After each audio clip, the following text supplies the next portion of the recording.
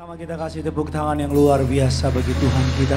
Sama-sama tundukkan kepalamu, kita bersatu dalam doa. Bapa yang baik, Bapa yang kami sembah di dalam nama anak-Mu yang tunggal, Tuhan kami, Yesus Kristus. Betapa hati kami limpah dengan ucapan syukur. Kami masuk di bulan yang baru bersama dengan Tuhan.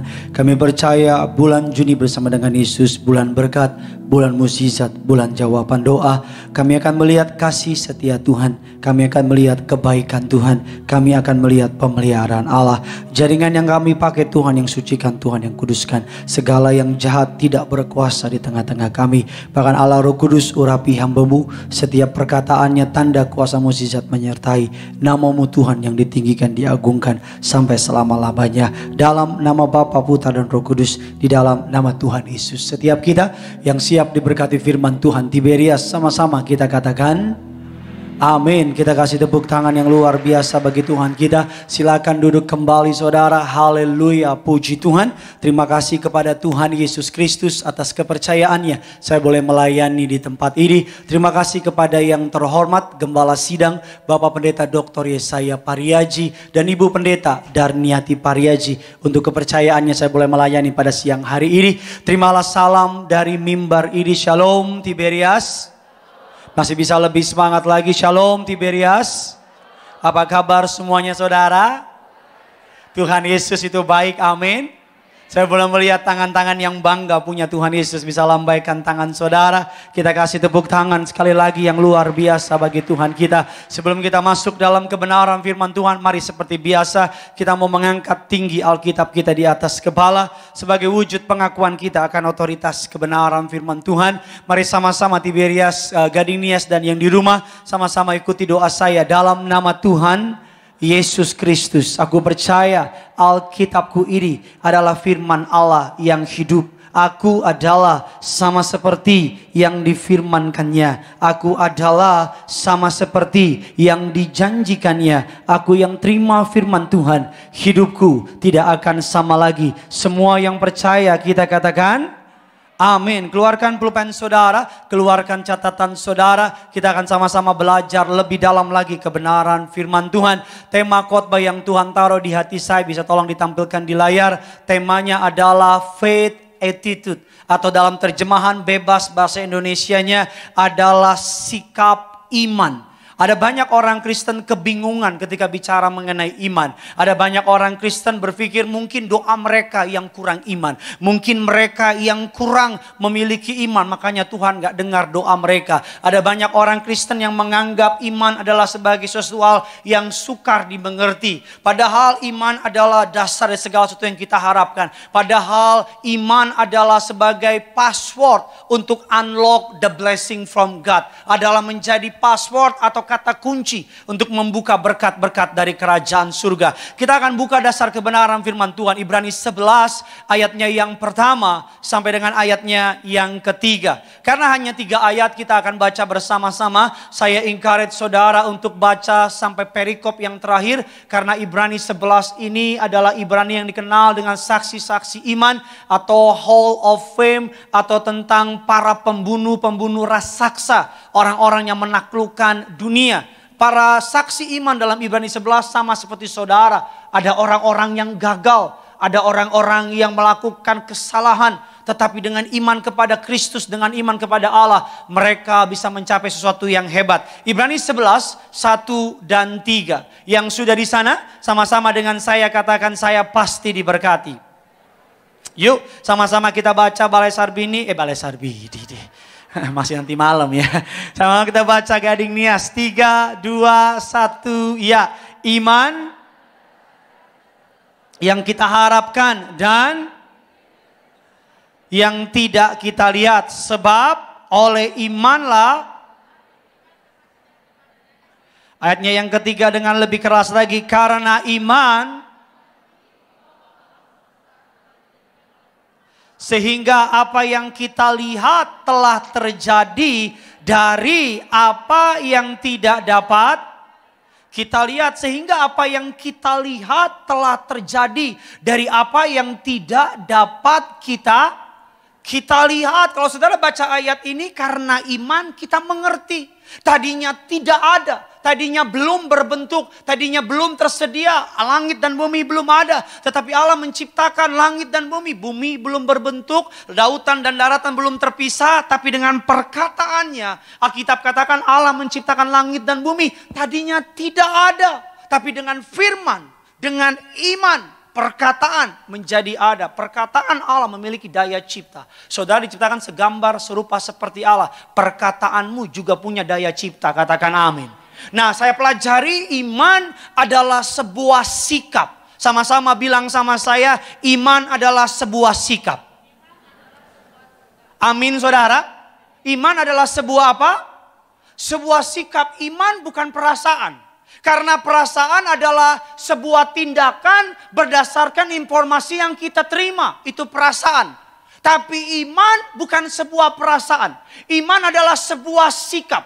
Makanya Alkitab mengatakan walk by faith. Melangkah dengan iman. Alkitab nggak pernah bilang think by faith. Alkitab nggak pernah bilang feel by faith. Tapi Alkitab bilang walk by faith. Kalau saudara ingin melihat sepanjang bulan ini God in action dalam hidup saudara, saudara juga harus action, katakan amin. Kalau saudara ingin melihat Tuhan melakukan perkara yang besar sepanjang bulan ini, saudara juga harus mempersiapkan dirimu untuk Allah melakukan perkara yang besar. Walk by faith, melangkah dengan iman. Iman adalah sebuah sikap, iman adalah sebuah tindakan. Iman bukan sekedar intelektual. Karena kalau iman sekedar intelektual, hanya orang pintar yang masuk ke surga. Iman bukan sekedar akademik. Karena kalau iman akademik, hanya orang-orang yang pandai di sekolah yang masuk surga. Iman bukan sekedar filosofi. Karena ditulis, ditempel di dinding dan kita hafalin menjadi sebuah filosofi. Enggak. Kalau hanya filosofi, hanya orang bijak yang masuk surga. Iman juga bukan sekedar theological. Artinya saudara menghafal, memahami. Bagaimana mungkin kita mengotakkan Tuhan dalam sebuah kotak yang terlalu kecil yang bernama teologi. Allah terlalu besar. Kita manusia tidak dapat menyelami Tuhan. Katakan amin. Karena pada prinsipnya makhluk yang lebih rendah tidak dapat menyelami makhluk yang lebih tinggi. Binatang tidak mungkin dapat mengerti manusia. Hanya manusia yang dapat mengerti binatang. Manusia nggak mungkin bisa mengerti penciptanya. Makanya kekristenan adalah kepercayaan berdasarkan revelation. Bukan berdasarkan informasi, bukan berdasarkan pengetahuan. Saya percaya saudara datang ke tempat ini karena saudara mendapatkan revelation dari Tuhan. Makanya kekristenan, Alkitab katakan adalah sebuah kepercayaan berdasarkan apa yang kita rasakan. Makanya Alkitab katakan kecaplah dan lihatlah betapa baiknya. Secara gramatikal ayat ini salah. Yang benar lihat dulu baru mengecap. Tapi Tuhan mau saudara mengecap dulu sehingga engkau dapat melihat kebaikan Tuhan. Yang percaya kasih tepuk tangan dulu buat Tuhan kita. Nah, kita akan belajar lebih dalam lagi saudara. Firman Tuhan Kisah Rasul 8. Saya mulai masuk dalam inti khotbah saya. Catat firman Tuhan ini, renungkan di rumah saudara. Saya percaya sesuatu yang hebat pasti terjadi. Kisah Rasul 8 ayat yang ke-37. Yuk sama-sama Gading Nias di rumah dan di tempat ini. 3, 2, 1, ya. Sahut Filipus, aku percaya bahwa Yesus Kristus adalah, long story short, background dari cerita ini, Filipus bertemu dengan Sida-Sida dari Ethiopia. Sida-Sida ini lagi dalam perjalanan dia membaca Alkitab. Alkitab katakan Sida-Sida ini diajari oleh Filipus, dia hendak untuk dibaptis. Dia bilang, bolehkah aku dibaptis di sungai itu? Apa jawab Filipus? Jikalau Tuhan percaya dengan, tolong tampilkan ayatnya. Jikalau Tuhan percaya dengan segenap hati, boleh. Sama-sama bilang sama saya, percaya. Sama-sama bilang sama saya, dengan segenap hati. Makanya faith, it's about heart. Iman is of the heart. Iman bicara mengenai hati. Bilang kiri kanan saudara, semua dimulai dari hati. Bilang sama yang baru ngomong, hatimu yang paling penting. Amin. Dia datang ke dunia mati di kayu salib bukan buat duitmu. Dia datang ke dunia mati di kayu salib, dia mau hatimu. Dalam sebuah pacaran, dalam sebuah relationship, dalam sebuah pernikahan, yang terpenting bukan harta dari si doi. Ini yang normal ya. Kalau yang udah kepantok saya nggak tahu. Yang penting adalah hatinya. Makanya Christianity is not religion. Kekristenan bukan agama. Tapi kekristenan adalah sebuah relationship. Sebuah hubungan. Dalam sebuah hubungan yang benar selalu bicara mengenai hati. Saudara punya pacar yang saudara harapkan dari dia hatinya buat saudara. Saudara punya suami, punya istri yang saudara harapkan dari dia hatinya buat saudara. Begitu juga dengan Tuhan sama saudara. Yang Tuhan harapkan hatimu buat Tuhan. Bisa nggak nyanyi lagu gereja tapi hatinya bukan ke Tuhan? Bisa. Teman saya agama seberang bilang, gue bisa dong nyanyi lagu gereja lu. Bisa nggak bilang Yesus itu baik tapi hatinya nggak percaya Yesus itu baik? Bisa. Suatu hari saya pelayanan di Tiberias Center Park. Pulang dari pelayanan ibadah tengah minggu. Di lampu merah Grogol, saya nggak pernah lupa. Lampu gerambu kanal cukup lama, ada banci dekat mobil saya. Dia nyanyi, satu anak Tuhan pergi sekolah minggu. Satu anak Tuhan bawa teman pergi sekolah minggu. Dua anak Tuhan buka dong mas pergi sekolah minggu. Karena pendeta dengar banci nyanyi lagu satu anak Tuhan. Kita buka kaca setengah-setengah. Kalau gede-gede dirauk muka saya. Saya buka setengah-setengah, saya keluarin gocapan. Orang kaya. Saya kasih gocapan. Saya kasih gocapan, dia ambil. Alhamdulillah, makasih, dia pergi.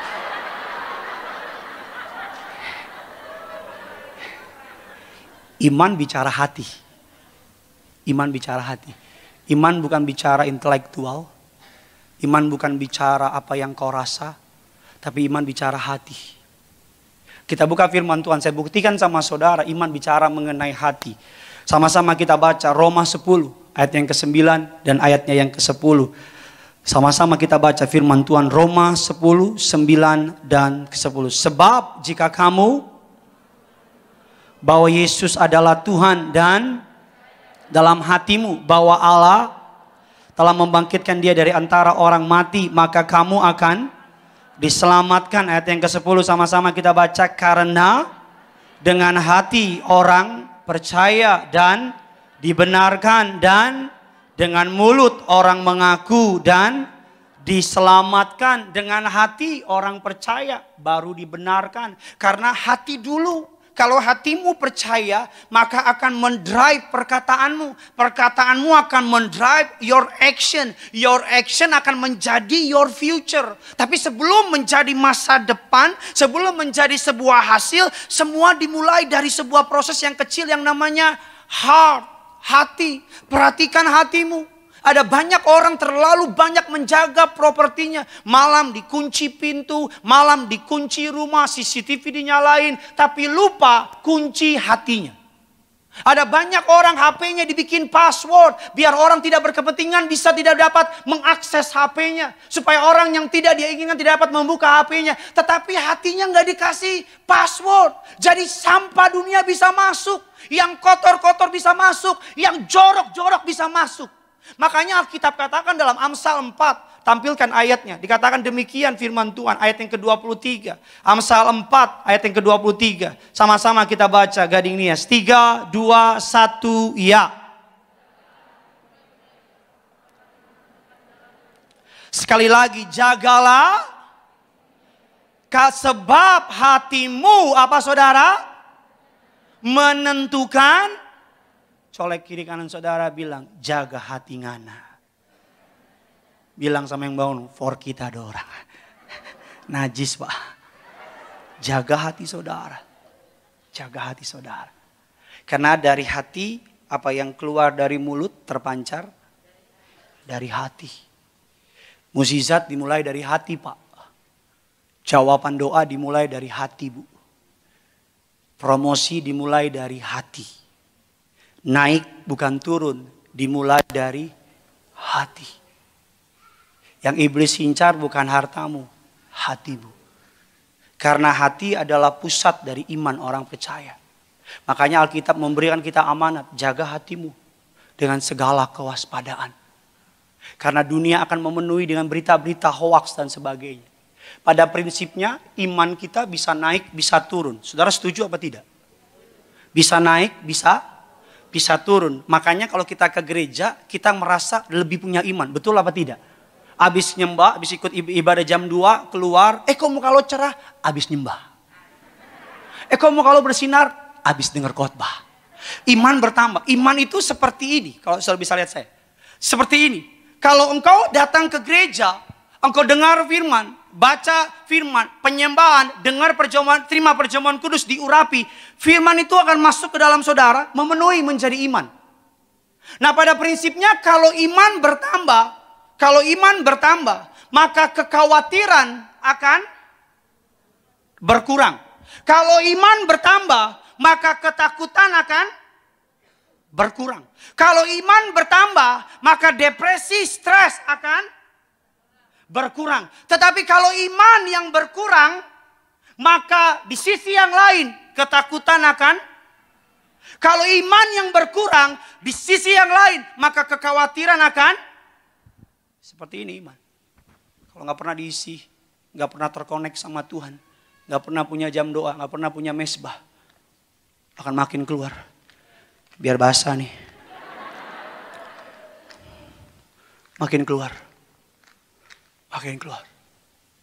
Makanya it's normal kalau di gereja engkau sukacita. Ketika di kantor kau stres. It's normal kalau habis pulang dari gereja engkau lebih murah hati. Lebih gampang senyum. Karena baru di charge. And it's normal kalau Jumat kau mulai stres. Rambutmu udah gak jelas kemana. Udah gini. Saya buktikan sama saudara bahwa iman itu bisa berkurang. Kita lihat firman Tuhan. Sama-sama kita akan baca. Injil Lukas 8 ayat yang ke-25. Saudara diberkati, amin. Haleluya, ini tinggi sekali ini. Ya sama-sama kita baca. Injil Lukas 8, 25. Haleluya, gak ada yang lihat. Mantap. Ya sama-sama kita baca. 3, 2, 1, ya.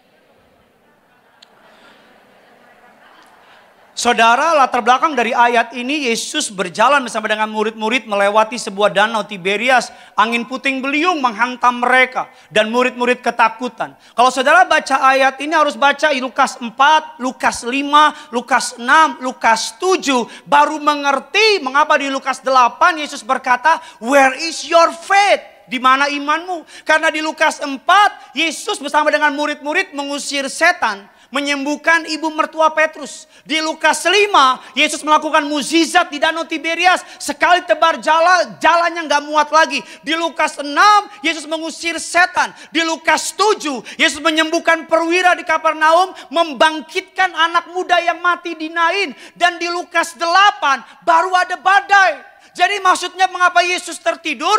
Karena mungkin asumsi Yesus, iman dari murid-muridnya telah melihat banyak mukjizat. Mereka berpikir, Yesus berpikir mungkin muridnya kasih kuat. Jadi ketika ada angin badai, murid-murid ketakutan. Yesus bangun, Yesus bilang, "Where is your faith?" Di mana imanmu? Bukankah engkau melihat orang mati bangkit? Bukan kau melihat orang kusta sembuh. Bukan kau melihat perwira Kapernaum satu kata saja menjadi sembuh. Bukankah 5.000 orang dengan 5 roti 2 ikan bisa dikasih makan. Where is your faith? Di mana imanmu? Saya mau tanya sama saudara, tahun lalu Tuhan tolong apa tidak? Tahun lalu Tuhan bela apa tidak? Tahun lalu Tuhan pelihara apa tidak? Kenapa kau khawatir hari ini? Tahun lalu Tuhan angkat saudara apa tidak? Tahun lalu Tuhan lindungi saudara apa tidak? Kenapa malam-malam kok gak bisa tidur? Karena khawatir.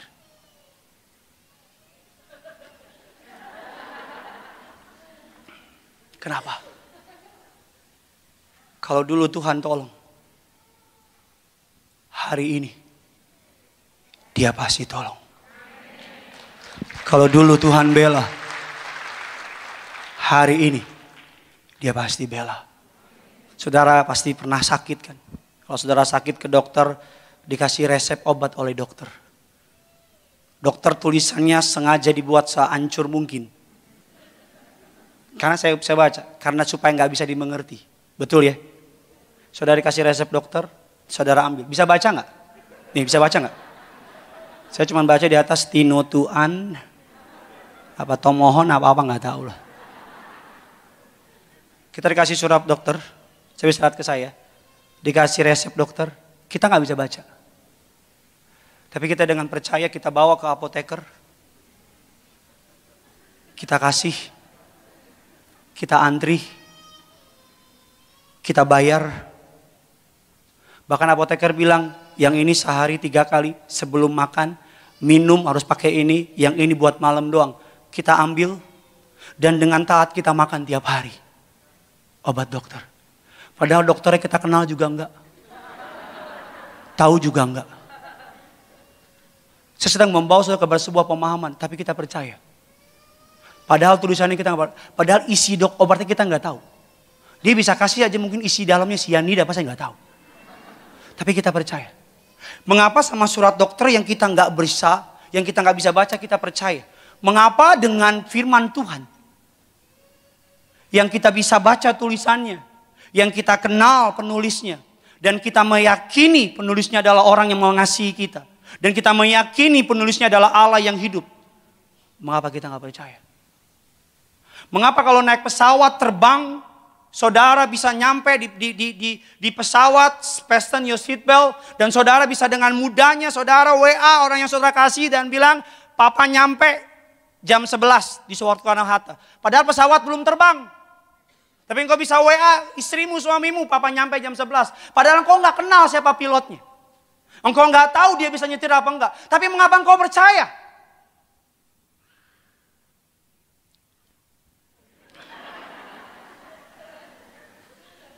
Engkau percaya karena engkau yakin dokternya pasti benar. Engkau percaya karena engkau yakin pilotnya pasti benar. Tapi kenapa sama Tuhan kau nggak percaya? Anak saya Genesaret sedang lompat-lompat, senang lompat-lompat. Dia punya bahasa baru, lompat-lompat bagi dia namanya uget-uget. Itu nggak ada di mana uget-uget. Papa gini bisa uget-uget gitu, dia gini-gini gitu-gitu. Kalau saya nggak lucu, anak saya lucu, percayalah. Dia uget-uget. Itu papa gini uget-uget, dia lompat-lompat begitu. Suatu hari di suatu malam dia naik ke tempat tidur kami dan saya bilang gini, uget-uget dong, lompat-lompat dong di pinggir tempat tidur. Dia lihat saya, dia bilang, gini takut, gini ntar jatuh.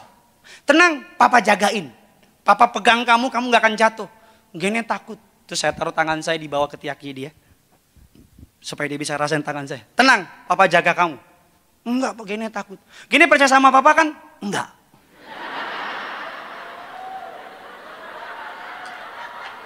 Tapi ketika anak saya bilang gak percaya sama saya, Roh Kudus kasih saya sebuah rema. Sama seperti kita. Ketika anak saya gak percaya sama saya, dia sedang menyerang karakter saya. Dia sedang mengatakan saya gak sanggup, saya gak mampu.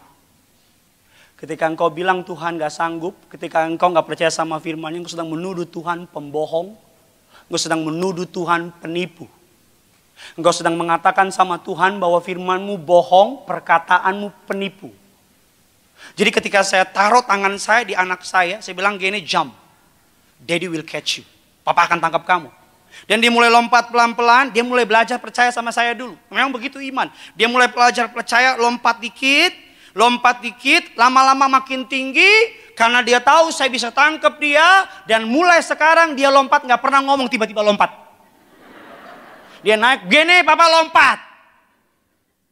Dan somehow saya kayak punya sixth sense sama dia. Kalau dia udah di tempat tidur, dia mau lompat kayak gimana, saya bisa selalu tangkap dia. Hal yang sama dilakukan dengan Bapamu di surga. Bermimpi yang besar. Beriman yang besar. Berharap yang luar biasa. Jangan takut jatuh. Kalau engkau jatuh, the Lord will catch you. Tuhan akan tangkap saudara. Tuhan akan gendong saudara. Katakan amin. Bilang kiri kanan saudara, Tuhan akan tangkap kita. Untungnya jadi orang percaya, kalau jatuh tidak tergeletak. Katakan amin. Kita buka satu kutipan yang memberkati saya.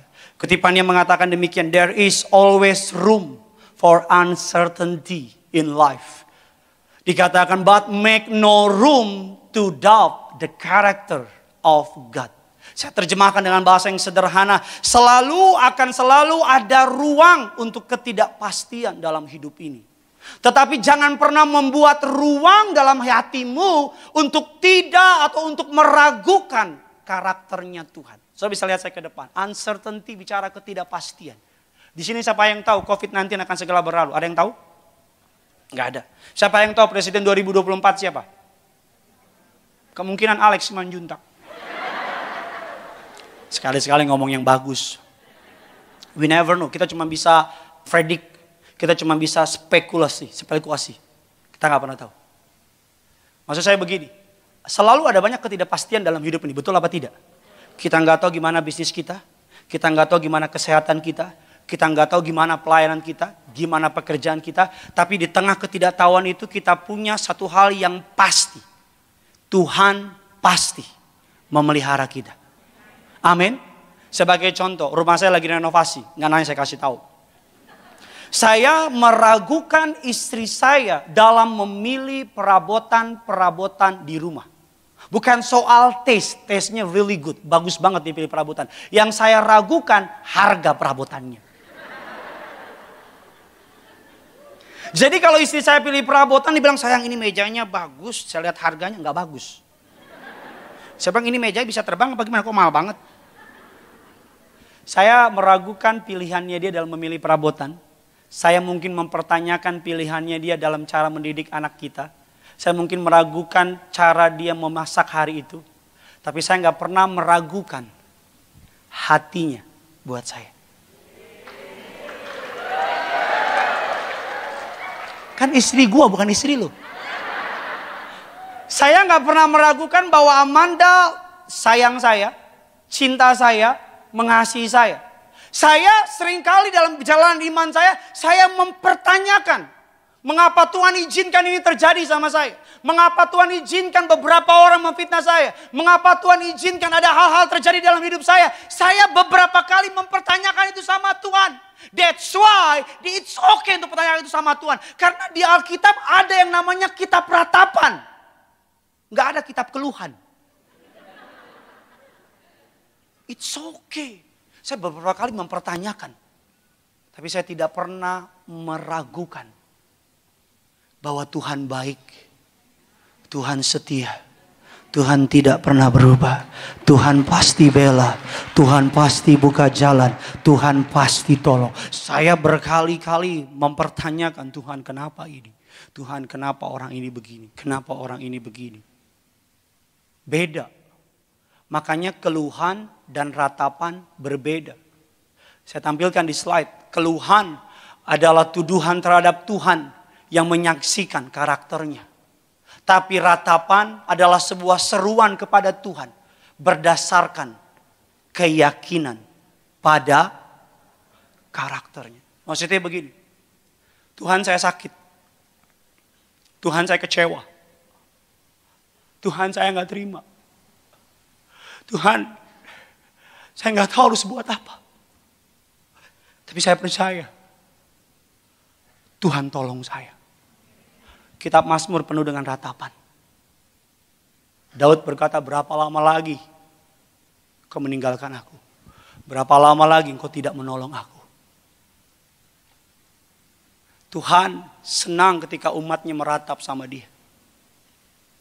Dari ratapan Tuhan akan ubah menjadi tarian sukacita untuk kemuliaan nama Tuhan. Kita kasih tepuk tangan. Saya masuk ke dalam bagian terakhir. Ayub mengatakan demikian, through he slay me, yet will I trust in him. Sekalipun ia memproses saya, sekalipun dia memukul saya, sekalipun dia menghajar saya, I will put my trust in him. Nabi Habakuk 3 ayatnya yang ke-17 dan 19. Imam musik bisa bantu saya. Sekalipun, yo sama-sama 3, 2, 1. Sekalipun pohon anggur, hasil pohon zaitun, sekalipun kambing domba terhalau dari kurungan, tidak ada lembu sapi dalam kandang, namun Beria-ria di dalam Allah yang, ayat 19, Allah Tuhanku itu, Ia membuat kakiku seperti rusa, Ia membiarkan aku. Nabi Habakuk mengajar kita, sekalipun pohon ara tidak berbunga, pohon anggur tidak berbuah, hasil pohon zaitun mengecewakan, sekalipun ladang-ladang tidak menghasilkan bahan makanan, kambing domba terhalau dari kurungan, tidak ada lembu sapi dalam kandang. Ini bicara the lowest point dalam hidup Nabi Habakuk. Ini bicara mengenai keadaan yang gak enak dalam hidup dia. Tapi dikasih sekalipun, namun. Dua kalimat ini, kalimat kata aktif iman. Sekalipun ekonomiku lagi drop, aku gak akan pernah berhenti datang ke Garinias nyembah Yesus. Namun, ekonomiku drop, namun aku tetap percaya Tuhan pasti bela aku. Sekalipun, namun, walaupun. 3 orang Yahudi muda dihadapkan di dapur perapian, Sadrak, Mesak, dan Abednego. The Bible say, sekalipun Tuhan yang aku sembah tidak menyelamatkan aku tidak akan pernah menyembah patung buatan Tuhanku Raja. This is faith. Ini iman. Amin. Sekalipun, bilang kiri kanan saudara, sekalipun harus berair mata hari ini. Udah nangis ya? Iman, kalau sudah belajar SMA, SMP, ada yang namanya konduktor. Listrik bisa masuk ke dalam rumah, namanya konduktor. Istilah gampangnya kabel. Gak tahu? Oke, tahu, puji Tuhan. Jadi listrik itu akan masuk ketika konduktor. Konduktor itu akan masuk dan akan menyalakan listrik di rumah. Menerangi lampu, menyalakan AC, menyalakan TV, menyalakan dispenser, dan sebagainya. Kalau listriknya atau medianya konduktor. Tapi ada istilah dalam listrik namanya resistor. Ini listrik mau sehebat apa, tapi kalau medianya menolak, listrik gak bisa masuk. Your heart, kalau full with faith, kuasa yang maha-maha itu, maha besar, maha hebat, maha luar biasa, yang maha-maha itu. Kalau hatimu konduktor, kuasa itu akan masuk melalui hatimu yang iman itu. Dia akan menyalakan ekonomimu. Dia akan menerangi karirmu. Dia akan menyalakan bisnismu. Terang. Tapi kalau hatimu resistor, penuh dengan kepahitan, penuh dengan keraguan, kuasa yang maha-maha itu gak bisa masuk. Rumah saya kemarin mati lampu. Saya ganti lampu, tetap gak nyala. Saya ganti kabel, tetap gak nyala. Ternyata saya punya konduktor basah. Tukangnya bilang, Pak, biarin kering 3 jam. Pasti nyala lagi. Saya bilang, kamu yakin? Percaya Pak, pasti nyala. Saya bilang, yang pendeta lo bagus sih kok percaya-percaya. Dan nyala. Yesus berkhotbah di daerah tempatnya. Yesus berkhotbah di tempat yang lain, banyak mukjizat terjadi. Tapi ketika Yesus berkhotbah di kampung halamannya, Alkitab katakan gak ada mukjizat sama sekali. No miracle at all. Yesus berkhotbah di Nazaret, mukjizat terjadi. Yesus berkhotbah di Yerusalem, mukjizat terjadi. Yesus berkhotbah di Kapernaum, mukjizat terjadi. Tapi ketika Yesus pulang kampung, gak ada mukjizat. Kenapa? Karena hati jemaat di tempat Yerusalem, Nazaret dan sebagainya, hatinya konduktor. Terima firman. Terima. Jadi mukjizat. Tapi hati yang terima firman ketika Yesus berkhotbah di kampung halaman, bukankah dia anak tukang kayu? Bukankah dia anak dari Yusuf dan Maria? Bukankah saudara-saudaranya bersama dengan kita? Resistor. Tolak. Bukankah betul lebih gampang berkhotbah di depan umum daripada berkhotbah bagi orang saudara kita? Saya kalau diundang sama jemaat ibadah jam 5, jam 4 jemaat udah kumpul. Kalau khotbah tengah jemaat, amin, amin. Tapi kalau diundang di Pomparan, Opung itu Manggo, Ibadah jam 5, jam 8 baru pada kumpul. Saya khotbah itu amang boru, namboru, tulang, belulang dan lain-lain. Saya khotbah saudara-saudara, bontot cepat dulu. Udah lapar ini. Lebih gampang nginjil orang lain daripada keluarga. Suatu hari para murid-murid bertanya kepada Yesus, tambahkanlah iman kami. Ini ayatnya. Kata Rasul kepada Tuhan, tambahkanlah. Siapa yang pernah doain tambahkan iman kami? Oh, suci kudus semua di sini. Saya pernah doa ini, tambahkan iman kami. Jawaban Yesus menarik. Jawab Tuhan, kalau sekiranya kamu mempunyai iman, sawi saja kamu dapat berkata kepada pohon ara ini, engkau dan tertanamlah di dalam laut dan ia akan biji sesawi. Ini contohnya biji sesawi. Tuh. Lebih besar komedomu daripada biji sesawi.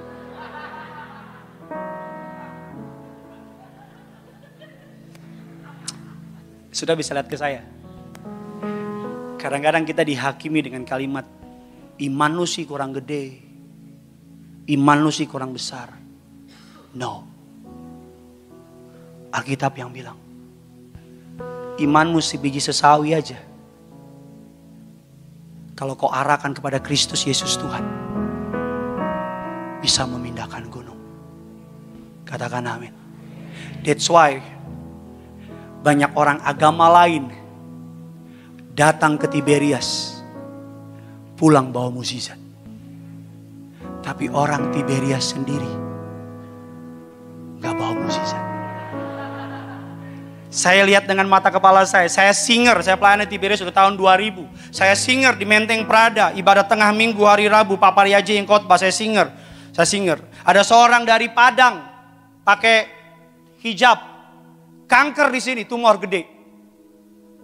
Nonton, live streaming, nonton mukjizat, datang ke Cikini, nggak ikut altar call karena jemaat penuh di depan. Dia cuma angkat tangan begini, Yesus, tolong. Pak Paryaji kasih minyaknya kena ke sini dia. Dikasih di sini pecah. Kankernya, tumornya pecah. Dan jatuh ke bawah, gerak-gerak. Karena itu kayak kehidupan. Makanya kalau engkau pahit, kalau engkau benci makin gede. Kalau engkau bitter, itu makin gede.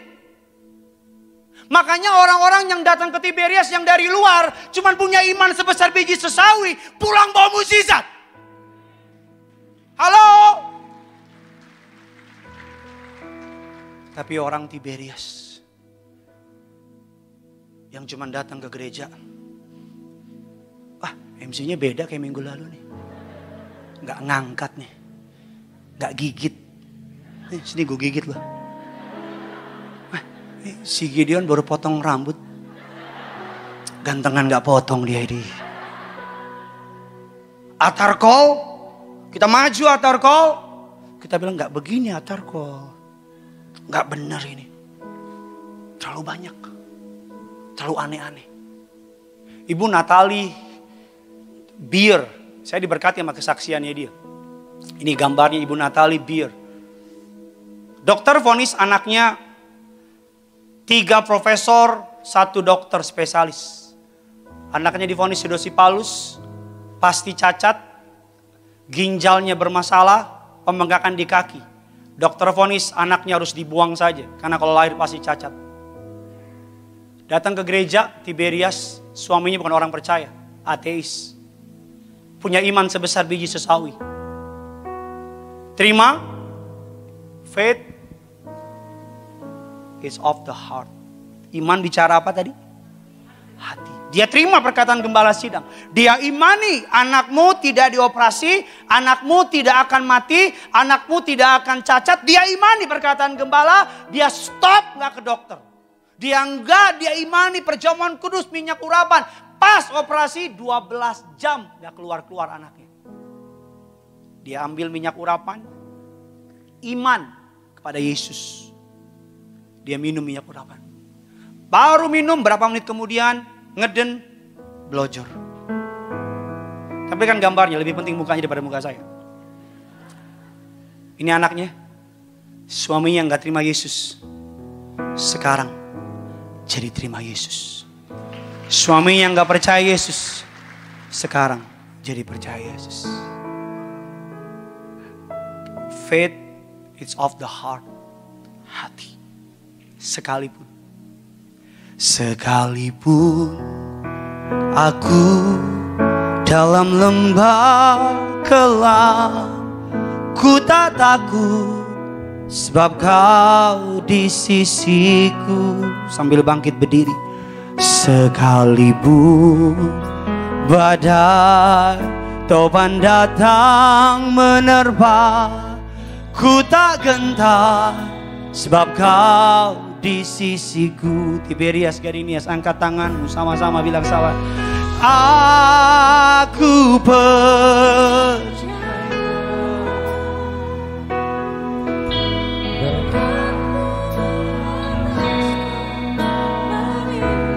Angkat tanganmu tinggi-tinggi bilang sama Tuhan. Kebajikan, kemurahan selalu. Amin. Ku puji, ku sembah Kau Tuhan. Sama-sama kita kasih tepuk tangan yang luar biasa bagi Tuhan kita. Tiberias, sama-sama bilang sama Tuhan. Sekalipun aku dalam lembah kelam, ku tak takut sebab Kau besertaku. Sekalipun badai topan datang menerpa, ku tak gentar sebab Kau. Mari sama-sama angkat kedua tanganmu dengan iman percaya di awal bulan ini. Amin. Bilang sama Yesus, dengan iman kepada nama Yesus, berkat-Mu. Amin. Dengan iman percaya kebajikan, kemurahan selalu mengikutiku. Ku puji, ku sembah. Mari sama-sama kita kasih tepuk tangan sorak-sorai bagi Tuhan kita. Di awal bulan ini bilang sama Tuhan, aku percaya. Aku percaya berkat-Mu atasku berlimpah. Kebajikan, kemurahan selalu mengikutiku. Ku puji, ku sembah. Mari sambil pegang tangan istrimu, sambil pegang tangan anak-anakmu, bilang sama Tuhan, aku percaya. Di minggu pertama di awal bulan ini,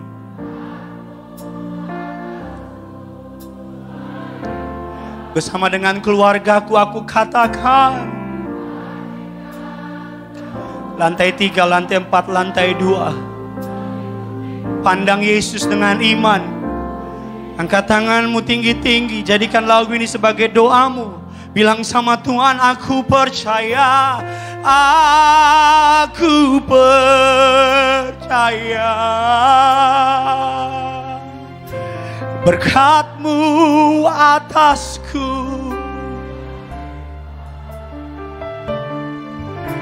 Kebajikan, kemurahan selalu. Amin. Lebih lagi tetap jemaat Tuhan, masuk awal bulan bilang sama Tuhan, aku percaya. Aku percaya.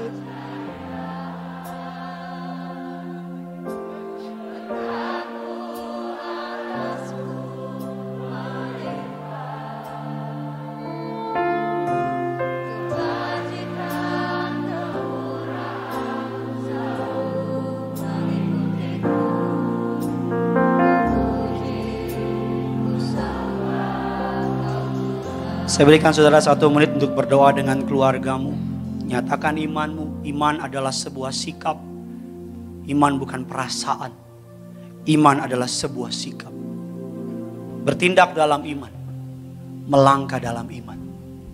Percaya. Orang-orang yang hidup dengan iman tidak akan pernah dipermalukan. Saya nggak peduli siapa musuhmu. Saya nggak peduli siapa lawan. Kalau Tuhan yang menjadi jaminan dalam hidupmu, engkau keluar sebagai pemenang. Saya nggak peduli keadaanmu, apapun vonis dokter. Selagi masih ada iman, Tuhan sanggup buka jalan. Hamba menyerahkan setiap keluarga yang bergandengan tangan di rumah dan di tempat ini. Mukjizat dari Allah turun atas mereka. Hamba menyerahkan sesuai firman-Mu kepada gembala sidang kami Pendeta Pariaji. Jemaat Tiberias lautan manusia berkumpul di bumi, berkumpul di kerajaan surga. Meteraikan firman-Mu bertumbuh berakar berubah menjadi rema. Kami akan sambut tubuh dan darah Yesus. Namun terlebih dahulu kami rindu untuk membawa persembahan kami. Apapun persembahan kami, Tuhan yang balas dari kerajaan surga. Tuhan yang perhitungkan sebagai kebenaran. Dalam nama Bapa, Putra dan Roh Kudus. Dalam nama Tuhan Yesus. Setiap kita yang siap memberi yang terbaik, sama-sama dengan iman kita katakan. Silakan duduk.